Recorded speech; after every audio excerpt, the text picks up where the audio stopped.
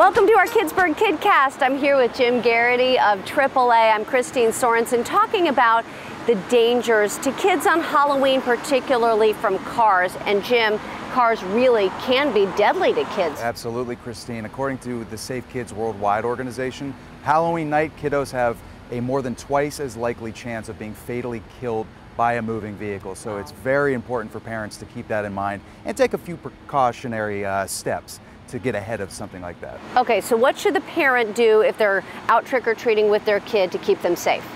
When you're considering the child's costume, you want to keep a couple things in mind. How well can the child see out of it is one of them. So for example, maybe it's wiser to opt out of using a mask where they may have a more narrow field of vision, and maybe opt in for face paint or something else along those lines. Also, maybe consider getting them a costume that is very visible to the people around them, maybe with some reflective tape on it, maybe incorporate glow sticks or something that's very visible into that costume. That can go a long way towards helping keep them safe.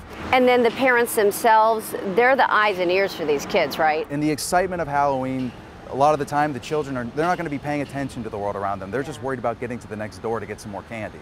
So it is important for parents to make sure that, number one, you're not distracted walking around on your phone, and making sure that you're walking in a safe manner, walking against traffic, on the sidewalk if possible, not running out from in between parked cars, crossing at intersections. And then if you're the one driving on Halloween, what do you recommend? You know, really, if you don't have to go out, it's not the best night to go run errands, especially if you live in a more suburban or populated area with children.